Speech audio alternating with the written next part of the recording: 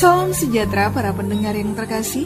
Selamat bertemu kembali dengan Yayasan Pelayanan Media Antioquia yang didirikan oleh Pendeta Bigman Sirait untuk melayani Tuhan Kepala Gereja melalui media.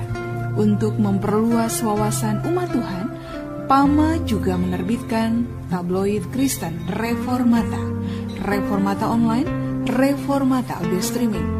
Juga tersedia buku-buku karya Pendeta Bigman Sirait dan ratusan CD khotbah.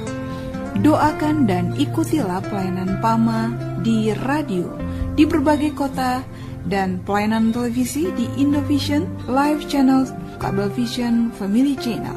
Untuk informasi lebih lengkap, klik www.reformata.com www.reformata.com www.reformata.com.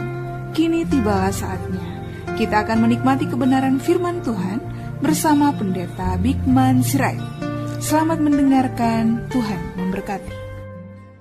Baik, kita akan membicarakan saudara tentang keilahian Yesus Kristus. Saudaraku yang kekasih, di dalam sejarah gereja ada pertanyaan besar yang selalu muncul, ya. Satu pertanyaan yang sangat luar biasa tentang siapakah sesungguhnya Yesus. Sehingga pertanyaan itu terus bergulir sejak kedatangan Kristus ke dalam dunia ini. Dan bagaimana itu terus berlanjut dan berlangsung di dalam kehidupan keseharian anak manusia ini. Nah saudara yang kekasih, pertanyaan-pertanyaan yang terus bergulir pernah diajukan kepada murid-murid di dalam satu situasi di Matius 16. Ayat 13 sampai 17 dan ini akan menjadi bacaan kita pada kesempatan ini.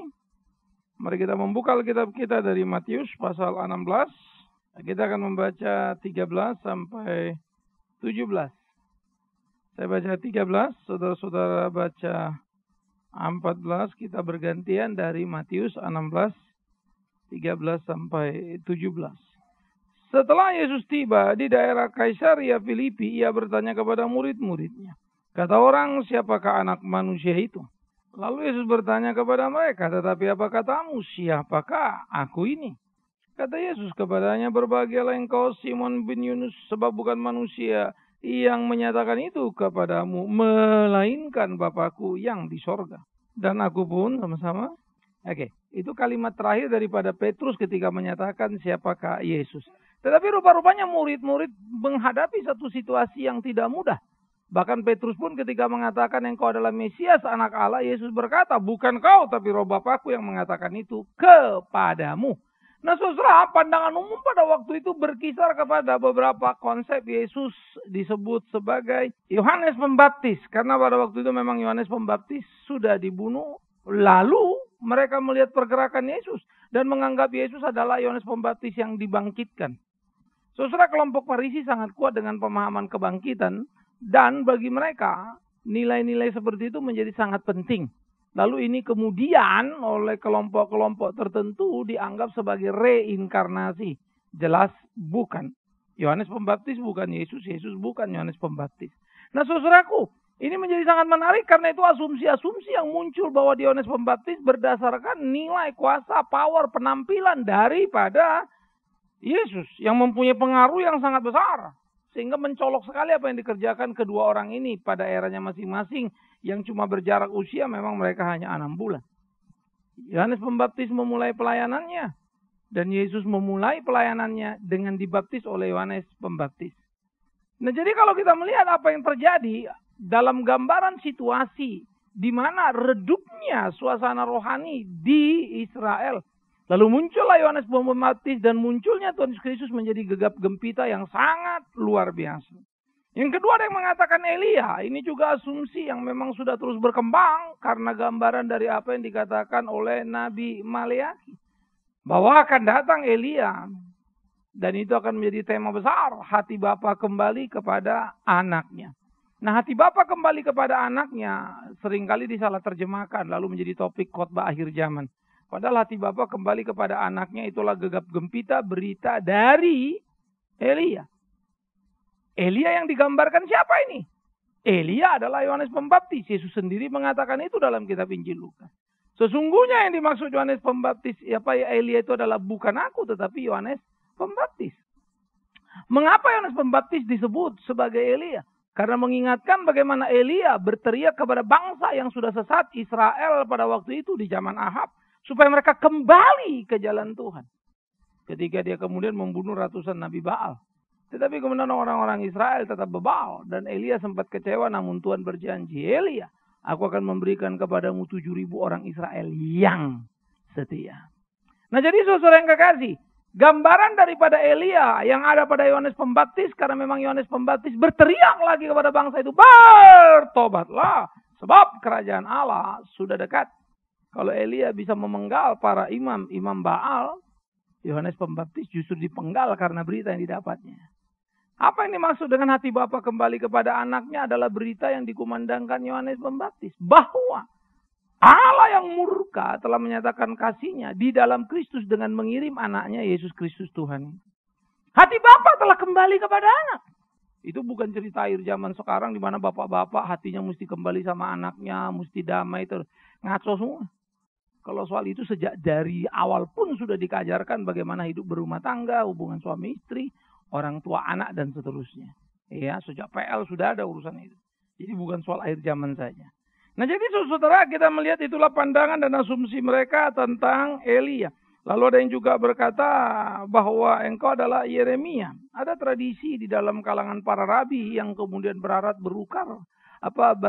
kepada umat bahwa Yeremia dikatakan akan datang. Lalu akan mengambil tabut perjanjian dan membawanya, dan itu akan menjadi gegap gempita kemenangan bagi orang-orang Israel. Ya, tidak terlalu clear sebetulnya pandangan ini, mengingat bait Allah pada waktu itu masih ada. Tapi itulah keyakinan mereka, lalu dikatakan bagaimana dia akan datang. Lalu ada yang mengatakan lagi salah satu dari nabi, kemungkinan Musa, mengingatkan kepada bagaimana orang Israel yang tertindas di Mesir, dan Tuhan pakai Musa untuk membawa mereka keluar dari Mesir. Tetapi ternyata semua mereka salah, saudara. Asumsi mereka tidak tepat. Maka Yesus bertanya kepada murid-muridnya, menurut kalian siapa aku? Jadi kalau kata orang lain tentang Yesus ada banyak. Muridnya ditanya, semua diam. Hanya Petrus yang bisa menjawab sebagai gereja. Saya ingin mengatakan, jangan heran kalau orang percaya kepada satu Yesus dengan 10 pengertian yang berbeda, bahkan bertolak belakang. Karena itu semua gereja memberitakan Yesus, tapi Yesus yang mana yang diberitakan? Semua gereja percaya pada Yesus, tapi Yesus yang mana? Karena itu jangan heran. Kalau kemudian dalam percayanya kepada Yesus itu, gaya hidup mereka, pola hidup mereka sangat berbeda. Sangat self-oriented, money-oriented. Bisa dimengerti karena Yesus yang dia pahami cuma Yesus yang bikin semuanya mulus. Yesus yang menyembuhkan, jadilah mereka perdukunan. Yesus yang bikin kaya, ya jadilah mereka orang-orang teologi sukses. Berhenti di situ. Kenallah Yesus dengan utuh, bukan dengan apa yang kau mau. Jadi sejak zaman Yesus sampai sekarang, orang gagal mengenal dia, datang silih berganti. Bersyukurlah Petrus, karena oleh anugerah Roh Kudus, ia bisa mengerti apa yang benar itu. Siapa Allah? Semua orang percaya kepada Allah Bapa. Semua orang mungkin percaya pada Allah Anak, Allah Roh Kudus. Itu semua orang Kristen. Tapi apakah semuanya benar? Nanti dulu. Itu sebab mengapali Taurat yang menyalibkan Yesus dan bukan orang Roma. Nah saudara, ini menjadi bagian yang sangat serius yang perlu kita pikirkan. Nah sekarang kita akan melihat siapa sebetulnya Yesus itu. Ya, Petrus menggambarkan dia sebagai Mesias, anak Allah. Ya, bagaimana digambarkan? Dia adalah yang diurapi, yang dari surga. Ini menjadi sangat perlu bagi kita sama-sama memahami bagaimana dia digambarkan sebagai yang diurapi, yang dari surga itu. Ya. Nah saudara-saudara, ini menjadi pengakuan iman pertama oleh Petrus yang dinyatakan sebelum kematian Yesus.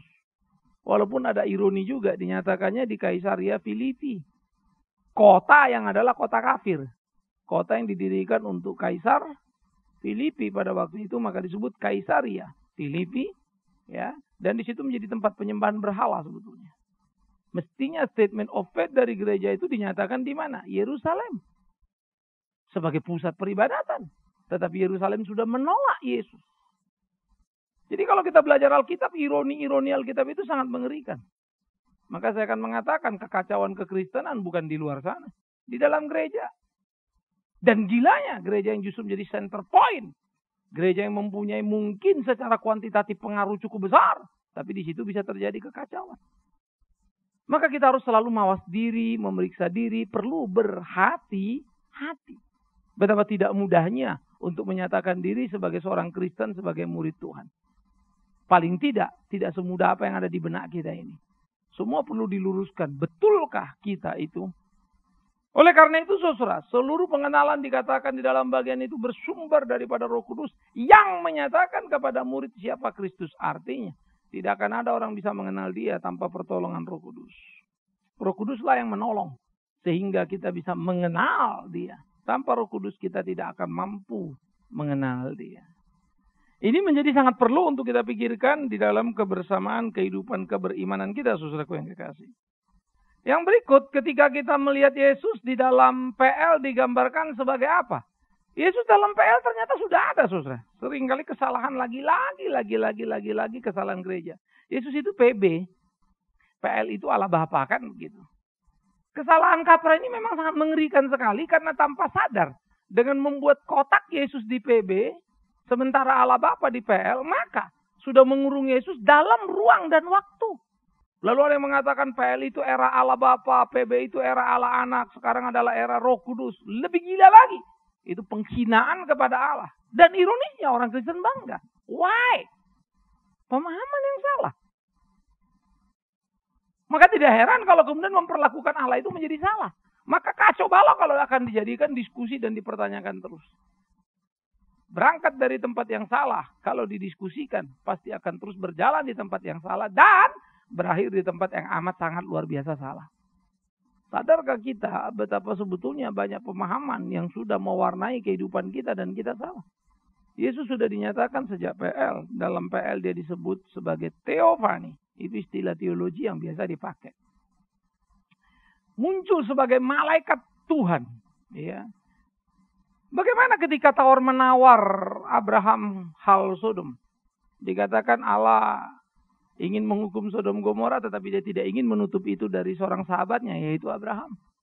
Maka ditemuilah Abraham, diberitahulah apa yang terjadi. Lalu Abraham minta, umpama andai kata apabila ada beberapa orang yang benar gimana. Lalu dia tawar-menawar terus turun sampai 10. Dan malaikat itu mau. Padahal malaikat tidak berhak untuk mengubah keputusan Allah. Mengapa? Malaikat itu berani menurunkan tawaran. Berani bernegosiasi. Padahal dia cuma malaikat. Jawabannya sederhana. Karena dia adalah Kristus yang menyatakan diri itu. Itu yang disebut Theophany. Dengan mudah kita akan menemukan di kitab Wahyu. Ketika kemudian Yohanes melihat malaikat itu dan ingin sujud menyembah, malaikat itu berteriak padanya, jangan lakukan hal itu. Karena aku sama seperti engkau. Malaikat itu tidak mau menerima sembah Yohanes. Karena dia akan dibuang seperti Lucifer. Lucifer haus sembah. Menyembah malaikat adalah terkutuk. Hanya kepada Allah sajalah engkau menyembah. Nah oleh karena itu saudara-saudara yang kekasih, apa yang dilakukan Abraham berbicara dengan malaikat Allah itu menunjukkan kepada kita. Itu bukan malaikat sembarang. Lalu itu siapa? Itulah Kristus yang menyatakan diri. Pergumulan Yakub di Peniel. Ketika Yakub bergumul dan minta diberkati oleh malaikat itu. Dan malaikat itu memberkatinya. Aku telah bergumul dengan Allah. Memang betul. Loh, tapi kan ada yang dia lihat. Orangnya kan ada, wujudnya kan ada. Yes. Siapa itu? Itulah Theophany. Kristus yang menyatakan diri. Lalu pernah juga dalam kasus dengan Yosua. Ketika Yosua bertemu dengan malaikat bala tentara Allah dan dia sujud menyembah. Dia menyembah dengan tunduk kepada malaikat itu. Dan malaikat itu menerimanya. Siapa itu malaikat? Jelas bukan Mikael, Gabriel atau yang lain. Itu Yesus. Nah itu bisa di comparison dengan Wahyu tadi. Malaikat tidak berani menerima sembah. Siapa yang berani menerima sembah? Hanya malaikat yang merupakan wujud pernyataan dari Kristus itu. Oleh karena itu Yesus masuk ke dalam ruang dan waktu sudah sejak PL. Berinteraksi dengan manusia. Di dalam peristiwa Abraham, bapak orang beriman. Ya. Di dalam peristiwa Yakob, bapaknya Israel itu. Dan di dalam peristiwa pergumulan Yosua sebagai generasi penerus daripada Musa.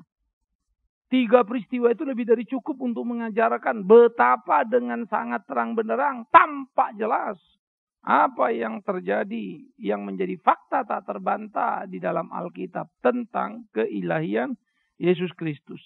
Nah, jadi saudara, bukan sejak PB saja. Tetapi jangan lupa seperti yang dikatakan Ibrani, perjanjian lama. Seperti sebuah selubung yang kalau mau ngerti mesti dipinggirin dulu selubungnya. Disingkapkan. Apa itu? Selubung itu maksudnya seperti ini. Darah domba. Darah domba itu apa sih? Oh, ternyata darah Kristus. Anak domba apa sih? Oh, ternyata itu anak Allah, Yesus Kristus, dan seterusnya. Apa sih yang dimaksud konsep penebusan? Apa konsep pentahiran? Dan seterusnya. Nanti itu ada bayang-bayang yang kemudian baru kita mengerti. Kenapa nggak boleh makan ini? Kenapa nggak boleh makan? Kenapa di PB jadi boleh? Nah, itu bayang-bayang. Yang harus dimengerti apa? Makanya Yesus datang berkata, aku bukan meniadakan Taurat, tapi menggenapi. Membuat bayang-bayang itu menjadi jelas, terang, benderang. Enggak pusing kok baca Alkitab kalau mau baca semua dan pelajari semua. Tapi jadi pusing kalau comot, apalagi seenaknya lalu berani khotbah. Nah, itu akan jadi kacau balau semua. Karena itu saudara, pembelajaran kita akan kebenaran firman tidak boleh berhenti. Dan terus-menerus harus kita gali. Yang berikut kita akan melihat bagaimana kemudian Yesus di dalam PB disebut Kristofani. Dia yang menyatakan diri itu. Dia lahir datang ke dalam dunia. Tapi hebatnya ketika Matius berkata, dikatakannya apa? Hendaklah engkau menamakan dia Yesus karena dia akan menyelamatkan umatnya dari dosa. Bagaimana sih orang baru lahir sudah punya umat? How can? Itu kalimat salah. Atau yang baca yang nggak ngerti. Yang jelas itu kalimat tidak salah. Maka yang baca harus belajar untuk mengerti. Bahwa dia sedang berbicara tentang dia yang sudah ada sebelum ada. Bagaimana ada sebelum ada? Dia ada dalam kedagingan itu 2000 tahun yang lalu. Tapi dia sudah ada sebelum 2000 tahun yang lalu dalam kekekalannya. Maka PB menyambung PL itu begitu jelas. Dari yang kekal itu masuk ke dalam sementara. Tetapi dia ada bukan baru ada. Dia ada sebelum dia ada. Dalam hakikat pengertian ketika dia berinkarnasi. Dia ada bukan ketika berinkarnasi. Sebelum inkarnasi. Maka message dalam kata Yesus yang akan menyelamatkan umatnya dari dosa itu sudah amat sangat jelas sekali. Sementara yang kedua, kalimat Yesus sendiri. Ketika berdiskusi dengan orang Israel yang begitu heroik dan berkata, kami anak Abraham. Tapi Yesus berkata apa? Tidak, kau anak setan. Kau bukan anak Abraham. Kalau kau anak Abraham, kau akan melakukan apa yang dikeingin Abraham. Yaitu akan mendengarkan perkataanku. Tapi kalian mau membunuhku, kalian anak setan. Ternyata anak Abraham, Israel, bukan soal darah daging. Israel adalah soal sikap iman sejati. Keterikatan kepada Kristus. Itu sebab Sakeus ketika bertobat. Langsung Yesus berkata, sesungguhnya dia ini adalah anak Abraham. Lagi-lagi gereja salah ngerti. Berkatilah Israel, kita akan diberkati. Israel yang mana? Jangan sembarangan tentang Israel. Israel yang mana? Baca Alkitab tuh. Saya pikir saya pulang pergi ke Israel. Lalu kalau saya lihat orang, aktivitasnya, ceritanya. Jadi miris juga ya. Hati saya menangis juga. Tapi mau digimanain? Tiap orang memang punya pilihan dalam hidupnya mau apa. Belajarlah mengabdikan dirimu kepada kebenaran yang utuh. Dan jangan pernah mau sepotong. Supaya kau tidak tersesat di kehidupanmu. Pergumulan-pergumulan seperti ini harus kita lakoni saudara. Sehingga kita bisa bertumbuh dan menjadi kuat dalam kehidupan kita. Bacalah Alkitab lagi-lagi saya katakan terang benderang. Sehingga Yesus yang disebut Kristofani terhubung secara utuh dari kemanusiaan dan keilahiannya. Sehingga tidak ada yang putus gap gitu. Nyambung loh. Sehingga prainkarnasi ke inkarnasi itu mulus sekali sambungannya. Jelas sekali. Dia ada sebelum dia ada.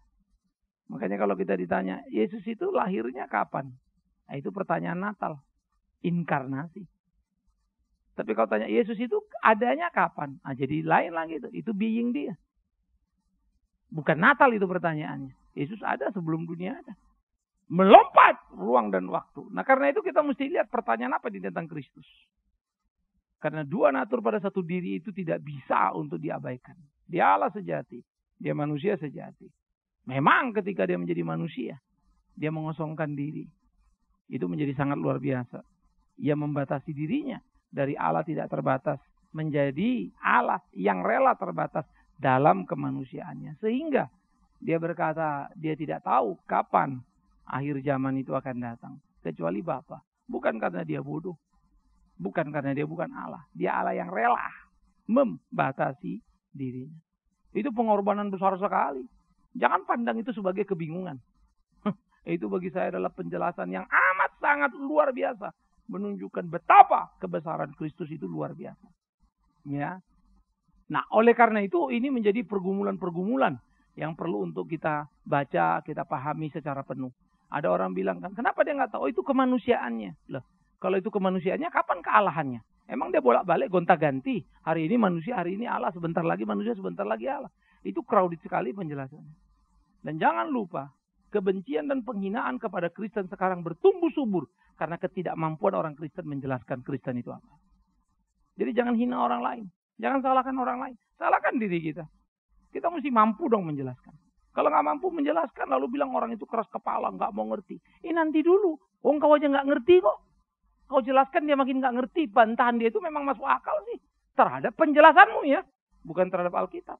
Alkitab kan nggak begitu. Yesus kan tidak seperti yang kamu katakan. Akan jadi lain kan saudara kasusnya kan. Nah karena itulah mengenal dia, Yesus Kristus menjadi sangat penting bagi kita. Ingat, sejak PL, sejak PB, bahkan sejak kekekalan. Apa kata Yohanes tentang Yesus Kristus? Menarik. Yohanes berkata, firman. Dia menyebut Yesus firman. Firman itu bersama Allah. Pada mulanya adalah firman, firman bersama dengan Allah, dan firman itu adalah Allah. Nah oleh karena itu apa yang dikatakan Yohanes? Saya mempunyai pemahaman sendiri, ya menangkap sedikit sinyal yang menarik di sana. Firman dan Allah bersama, satu di dalam dirinya, menyatakan dirinya di kekekalannya. Dan dikatakan tidak ada yang jadi kalau bukan karena firman. Segala sesuatu dijadikan oleh dia, tanpa dia tidak ada yang jadi. Yesus adalah pencipta. Nyaris. Saya nggak tahu. Ya sebelum saudara berbakti kemari pernah dengar nggak Yesus pencipta? Menjadi kalimat final. Tentu kalau kita bilang, oh ya dia kan memang Allah. Jadi Allah pencipta. Mampu nggak menjelaskan bahwa dia Yesus memang pencipta? Bukan dengan asumsi ya. Kalau hal tertunggal lalu ikut. Alkitab dengan jelas mengatakan. Kita selalu terikat dengan Yesus penebus. Nggak lebih nggak kurang. Kita lupa Yesus penebus. Allah Bapa pun menebus. Karena begitu besar kasihnya. Diberikannya anaknya yang tunggal. Kalau dia nggak mau. Emang kamu dapat apa? Kita bisa dapat apa? Oh, itu dalam setengah mati. Ya, sehingga kita harus melihat bagaimana mereka akhirnya menyangkali keilahiannya. Hanya untuk pembebasan manusia. Anak itu harus jadi manusia. Mati di atas kayu salib. Wow. Kalau kita mengerti keilahian Yesus, maka mengertilah kita betapa amat sangat besarnya pengorbanan.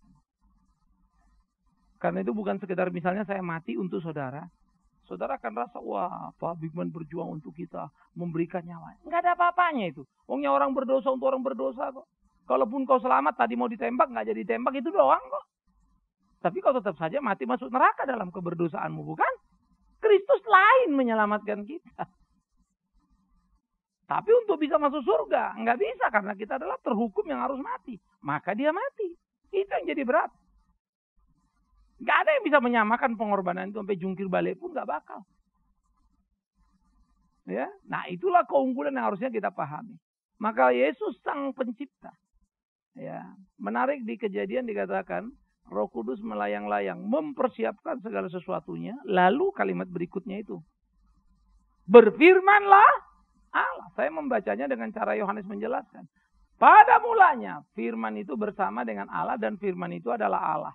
Maka berfirmanlah Allah, Allah dan firman menjadikan segala sesuatu. Maka jadilah. Sehingga Yohanes menjelaskan dengan sangat indah.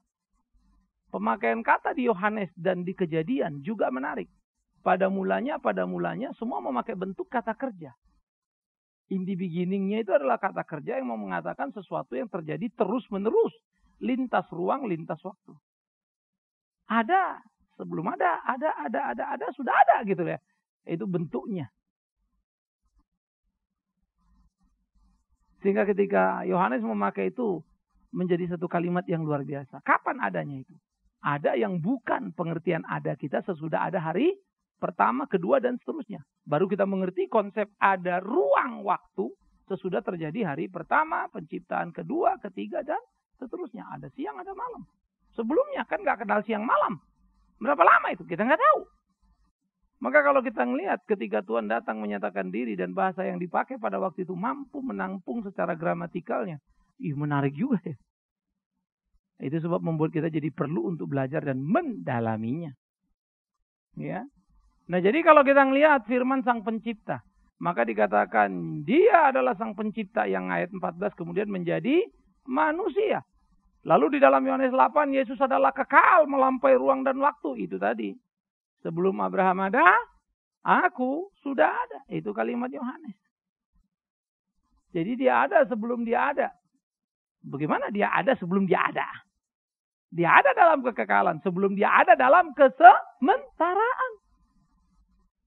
Dia bukan ada sesudah ada di kesementaraan. Sebelumnya pun sudah ada. Sebelum Abraham ada, dia sudah ada. Itu yang membuat orang Yahudi marah. Dan mau ingin membunuh Yesus. Karena menganggap Yesus menghina Abraham. Siapa kau? Berapa umurmu? Aku tahu bapak emakmu. Waduh. Semua langsung merasa GR setengah mati ya. Merasa kenal Yesus. Saya selalu pikir-pikir. Berapa banyaknya orang Kristen sampai sekarang juga gitu. GR banget. Kayaknya dia yang paling tahu siapa Yesus. Padahal mungkin yang kita sebut kita tahu itu salah berantakan. Karena itulah diperlukan kerendahan hati dan sikap mau belajar. Terus menerus. Nggak ada pembelajaran yang cukup untuk mengerti dan mengenal dia. Ya, saya mengajar mata kuliah doktrinal semua. Mempersiapkan bahan itu tidak sederhana. Saya kuliah pun tidak dapat bahan itu semua. Apalagi banyak sekolah teologi. Sistematika 1 yaitu Allah, manusia digabung semua, ada malaikat dan seterusnya. Ini kita satu-satu mata kuliah sendiri-sendiri. Tapi bagi saya itu tantangan yang menarik. Akhirnya hari ini saya harus mengatakan, saya sangat diberkati karena harus mempersiapkan diri. Melengkapi data-data yang seringkali terasa berat awalnya. Karena harus cari data sana sini, sourcing sana sini. Bagaimana membuat itu satu mata kuliah? Tapi ini saya terkagum-kagum. Bila mengajarkan soteriologi, kristologi, kaget ya. Waduh, iya. Pneumatologi, doktrin Allah rasanya wow. Luar biasa sekali. Limpah, galilah dan mengertilah. Nikmatilah. Ya. Yesus digambarkan dalam Wahyu sebagai sumber penciptaan. Dialah saksi yang adil. Permulaan dari ciptaan Allah. Nah orang saksi Yehova menganggap permulaan dari ciptaan Allah, Yesus yang mula-mula dicipta Allah. Nah saksi Yehova seringkali pakai ini untuk melumpuhkan orang Kristen. Nah orang Kristen yang nggak ngerti ya lumpuh dengan segera. Dan berpikir Wahyu 3:14 itu adalah memang betul. Yesus permulaan dari ciptaan. Padahal yang dikatakan permulaan dari ciptaan adalah yang memulai segala ciptaan. Atau bahasa Indonesia lebih gampang sebetulnya mestinya adalah sumber dari segala ciptaan. Karena Yohanes yang menuliskan Wahyu. Yohanes yang menuliskan Wahyu yang sama orangnya. Sudah berkata jelas dalam Yohanes 1. Dia menciptakan segala sesuatu. Segala sesuatu ada karena dia, tanpa dia. Apa yang ada itu tidak ada. Jelas. Tapi saksi Yehova pintar ya, mengkelit lari sana sini. Dan orang Kristen bisa disantap sama dia. Karena kita nggak belajar sungguh-sungguh. Maka banyak yang kejebak. Lalu rasa penjelasan mereka bagus loh. Padahal penjelasan di gereja yang kurang. Nah inilah kenapa kita menjadi gereja yang harus belajar. Kompetisi sekarang hebat. Romi yang sekarang akan lagi mau bertarung sama Romi yang di Amerika. Yang akan bertarung dengan Obama. Obama seorang liberal. Mitt Romney seorang Mormon. Istri saya bilang, Pak dia Mormon. Memang Mormon. Kita kaget kayaknya kalau Mormon naik jadi presiden ya. Ya kalau orang Protestannya bego-bego ngapain diangkat? Marilah kita malu. Memang orang Mormon dalam disiplin paling tinggi, pelatihan-pelatihan paling tinggi. Perkembangan mereka cukup signifikan, saudara. Stephen Covey, penulis Seven Habits, Mormon. John Nesbitt, penulis Megatrend Asia, Mormon. Chicken Soup ditulis oleh Jack Ronald dan kawan-kawan, Mormon. Best of the best. Itu Mormon, itu saksi Yehova. Ngapain kau teriak begitu? Pertanyaannya kau siapa? Kenapa dia terkenal dan bukan kita? Kan begitu mestinya perkelahiannya kan? Ayo dong kita mengasah diri. Ayo kita mengembangkan diri. Nah dunia kan makin kacau balau. Tapi kalau kita punya pengenalan, prinsip yang kuat. Nah itu akan menyenangkan. Ya, Ini menarik saudara. Jadi kalau saudara ngeliat peta dunia ini. Tercengang-cengang lah. Karena Obama itu sangat liberal. Dia bukan seorang yang injili. Kelompok Injili itu beling satan sudah di Amerika. Tapi nyaris nggak ada calon dari Injili yang bagus. Pernah Jos Bush ya. Tapi Bush Junior lebih kacau lagi, bikin perang ke sana sini yang akhirnya bikin skandal nggak karu-karuan. Kok orang Injili begitu sih? Ribet loh. Ini pengaruh dari dogmatika yang kita pahami. Doktrin sistematika yang kita pahami. Karena itu kita perlu hati-hati. Lalu bagaimana Paulus menggambarkan Tuhan Yesus? Dia mengatakan apa? Bahwa Yesus itu setara dengan Allah. Dia tidak mempertahankan kesetaraannya. Itu menarik loh, saudara. Setara sama hakikat. Sehakikat dengan Allah. Nah, ini menjadi bagian penting dalam pergumulan gereja. Bagaimana memahami kesetaraan dengan Allah itu sebagai sesuatu yang prinsipil dalam hidup keimanan kekristenan kita. Kesetaraan dengan Allah adalah satu kesetaraan yang harus dipahami dengan utuh. Dan itulah gambaran dari Paulus. Tapi dia rela mengosongkan diri, melepas kesetaraannya, kesama hakikatannya. Sehingga Yesus menjadi Yesus yang mengosongkan diri, yaitu Allah yang mengosongkan diri. Luar biasa ya. Alkitab amat sangat terang, benderang. Satu kali waktu ada orang berkata begini. Yesus sendiri gak pernah ngomong kok kalau dia Tuhan. Itu kan cuma orang lain yang ngomong. Saudaraku yang kekasih. Bagian yang terakhir ini mungkin menjadi penting untuk kita ingat ulang. Sesuatu yang pernah juga saya sampaikan ya. Kalimat syahadat dari Thomas. Ketika Yesus datang, pada waktu itu Thomas sudah murid-murid sudah ketemu Yesus tapi nggak ada Thomas. Dan Thomas diceritain nggak mau tahu. Wah, nggak percaya aku, kalian omong kosong semua. Thomas memang seorang yang skeptis, mempertanyakan segala sesuatu. Tapi menjadi menarik juga. Thomas itu mewakili saintis ya. Aku tidak percaya kalau tidak ada bukti. Menarik. Maka dia bilang, sebelum aku mencocokkan jariku ini ke tangannya itu aku nggak mau percaya. Tahu-tahu pada waktu mereka lagi kumpul, ada Thomas di situ, di upper room juga, Yesus datang. Grabar. Pada waktu Yesus datang, shocklah dia. Kagetlah dia. Lalu Yesus menatap dia dan berkata, Thomas, ini aku. Mari, bawalah tanganmu itu, masukkan ke tanganku yang berlubang paku. Dia shock dan gak bisa ngomong lagi. Lalu Thomas mengeluarkan kalimat syahadatnya. Ya Tuhanku, ya Allah. Dan Yesus berkata kepada Thomas, Thomas, sekarang kau percaya karena melihat. Tapi berbahagialah mereka yang percaya sekalipun tidak melihat. Kalimat ini sangat clear sekali. Yesus nggak bilang, Thomas salah, aku bukan Tuhan. Dia tidak mengkoreksi. Kecuali kita percaya dia penipu. Dan menikmati kesalahpahaman Thomas. Clear sekali kok. Dia tidak perlu mengatakan siapa dirinya dia. Apa hebatnya? Tapi orang mengatakan siapa dia, bahkan setan pun percaya pada dia. Dan gemetar dikatakan kan peristiwa di Gadara itu. Nah jadi kalau kita ngelihat kurios teos yang dipakai, ya Tuhanku, ya Allahku, menjadi sangat menarik. Ya, tetapi sekaligus juga penting untuk dicatat oleh kita semua. Ya, Yesus itu Allah yang hidup, Tuhan yang hidup. Allah digambarkan dengan kata teos. Allah Bapa pun teos. Dalam bahasa Yunani. Itu sebab Yesus juga disapa dalam bahasa Yunani. Yang bahasa Ibraninya adalah Yahweh. Maka orang bilang gak boleh nyebut-nyebut nama Allah, harus nemu Yahweh. Emang kau pikir bahasa siapa punya? Itu nama berhala. Berhala yang nyomot bahasanya Tuhan Yesus. Allah yang punya bahasa. Ya, saya suka Korintus 8 ketika Paulus berkata tentang makanan berhala. Orang ribut, oh ini gak boleh, ini berhala, itu berhala. Tidak boleh begini, tidak boleh gitu. Langsung Paulus nyemprot mereka. Kalian stop. Tidak ada makanan berhala. Semua makanan milik Allah. Cuma diberhalakan oleh orang-orang, disembahkan ke sesajen sana. Tapi berapa bodohnya engkau kalau engkau anggap itu makanan berhala. Artinya engkau menistakan Allah sang penciptanya. Waduh, filosofisnya dalam banget loh itu. Wah, mengagumkan sekali itu. Bagi saya itu sangat mencengangkan. Ucapan Paulus itu betul. Kita seringkali menghina Allah kita tanpa kita sadari. Kita pikir kita membelanya. Tapi kita mengurungnya dalam kerangkeng kurung kita. Kita memperdebatkan dia sebagai objek dari perdebatan kita. How can? Seberapa besarnya kita memperdebatkan dia, bukan? Kurios, Theos.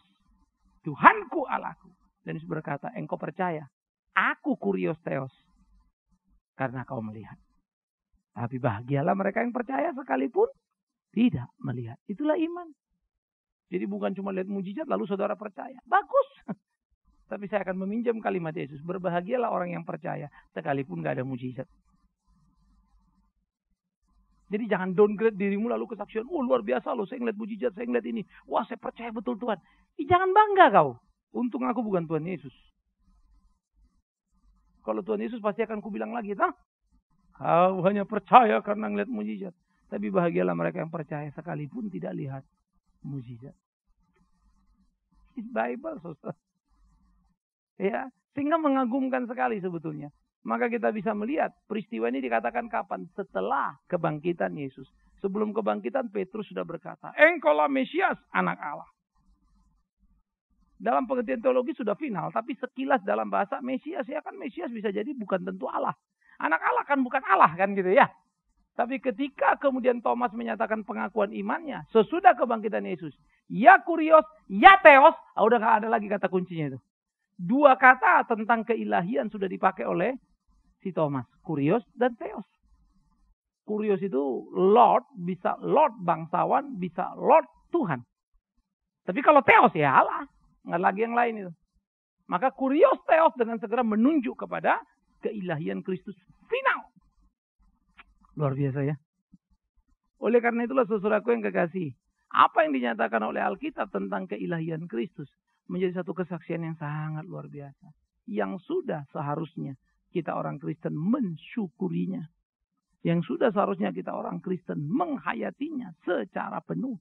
Hidup di dalamnya. Menikmati apa yang menjadi anugerah Tuhan dalam kehidupan kita. Ini harus menjadi gairah kita. Ini harus menjadi semangat kita.